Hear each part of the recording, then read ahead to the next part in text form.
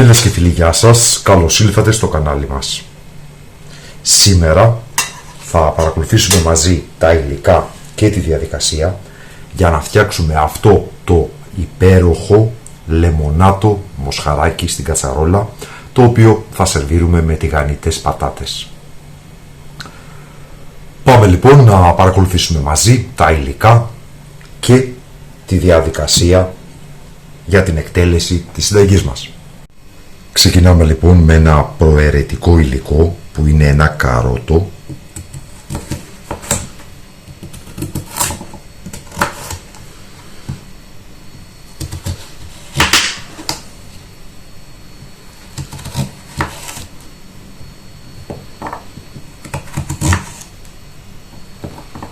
το καρότο μπορείτε και να το παραλείψετε.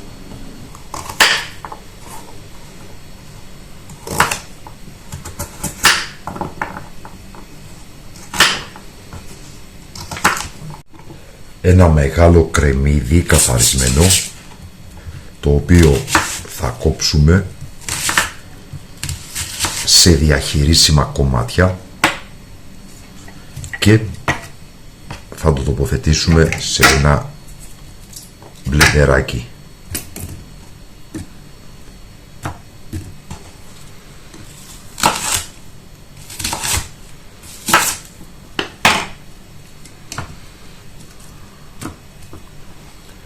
Και μια σκελίδα σκόρδο θα κλείσουμε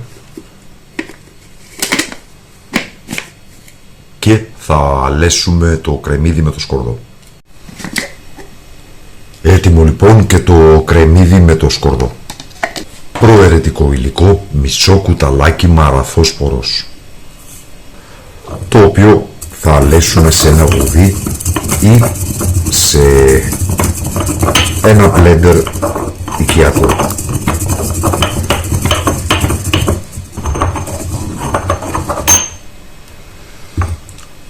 Έτοιμος και ο μαραθόσπορος.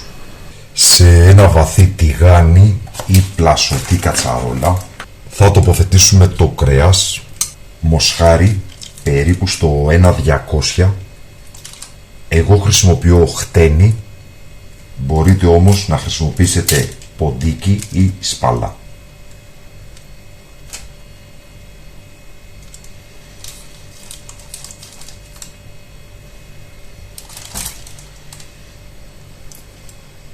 Θα προσθέσουμε αλάτι. Εγώ βάζω ένα κουταλάκι του γλυκού. Εσείς θα βάλετε όσο θέλετε και όσο κάνει να φάτε. Λίγο μοσχοκάριδο. Το μοσχοκάριδο πηγαίνει πάρα πολύ με το μοσχάρι. Λίγους κόκκους μπαχάρι, ριγάνι,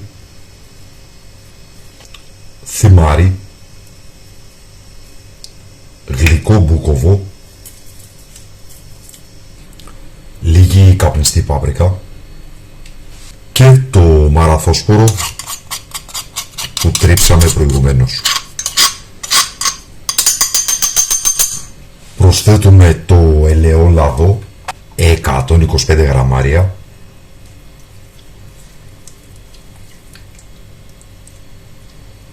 και θα θωρακίσουμε πάρα πολύ καλά το κρέας από όλες τις πλευρές μέχρι να πάρει ένα ωραίο ρόδινο χρώμα.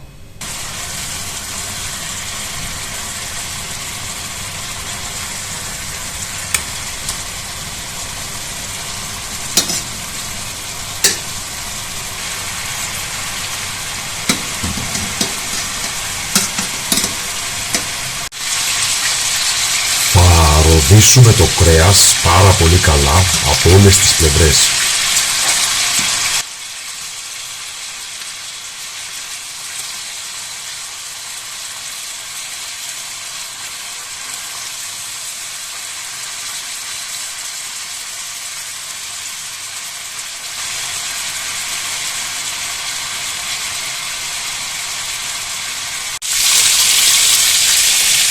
Θα προσθέσουμε το κρεμμύδι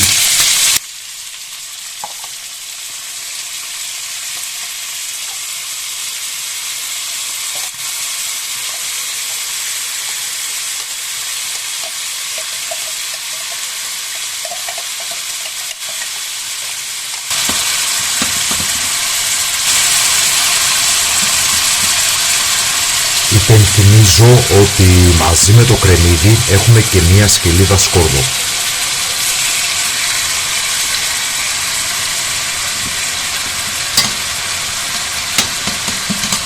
Αφού λοιπόν το κρέας έχει πάρει χρώμα, θα σοτάρουμε λίγο και το κρεμμύδι μας. Εδώ όπως βλέπετε στο μπάτο υπάρχει μια κρούστα η οποία έχει και όλη την νοστιμιά από τις αντιδράσεις Maillard που αναπτύχθηκαν κατά το σοτάρισμα του κρέατος. Αυτό όλο λοιπόν το θέλουμε μέσα στο ζωμό μας και όλο αυτό θα διαλυθεί όταν θα προσθέσουμε το κρασί.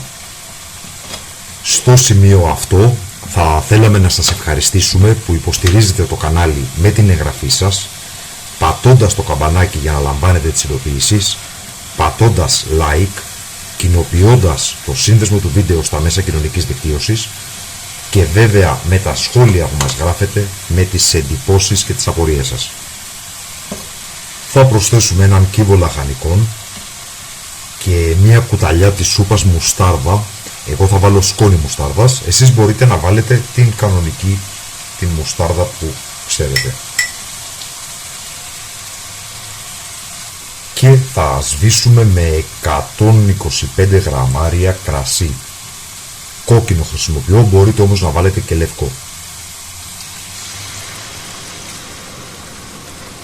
Και θα περιμένουμε λίγα λεπτά μέχρι να εξατμιστεί η αιθιλική αλκοόλη, το αλκοόλ δηλαδή, από το κρασί μας.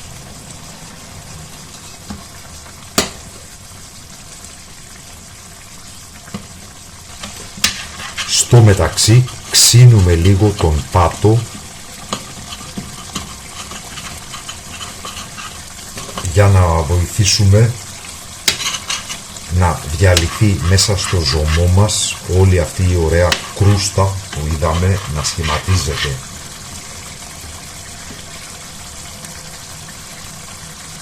Θα προσθέσουμε τα καρότα,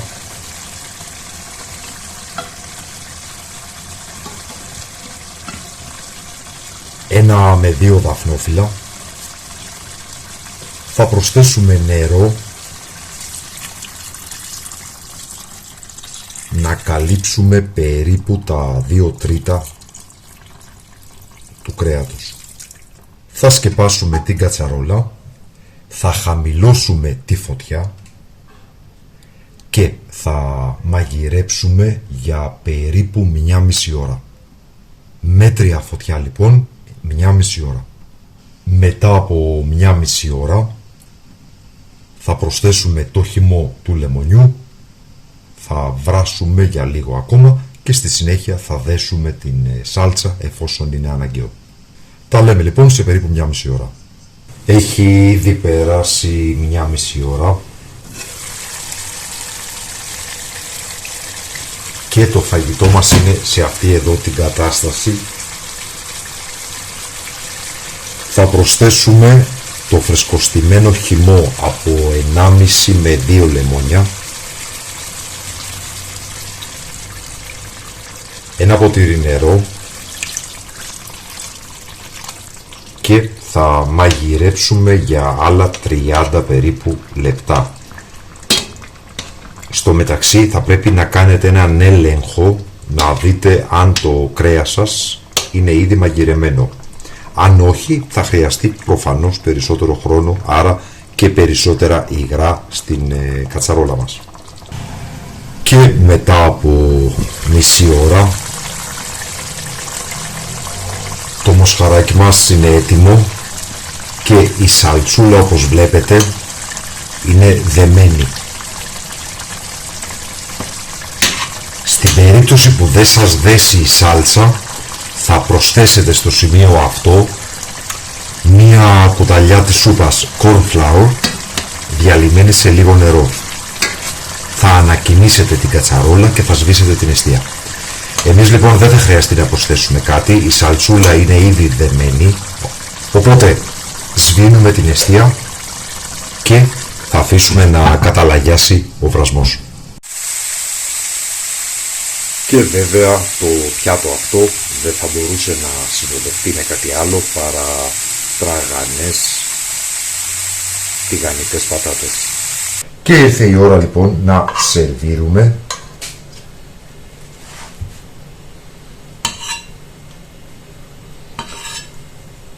λεμονάτο μοσχαράκι,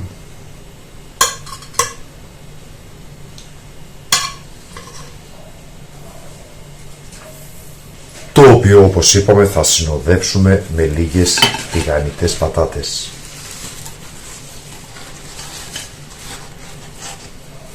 Και το φαγητό μας είναι έτοιμο. Να δούμε αν το μοσχαράκι έχει γίνει, για να δούμε τι λέτε εσείς. Το βλέπετε, διαλύεται. Αυτή ήταν λοιπόν η σημερινή μας συνταγή. Ελπίζουμε να σας άρεσε. Σας ευχαριστούμε που μας παρακολουθήσατε. Καλή συνέχεια, να είστε όλοι καλά.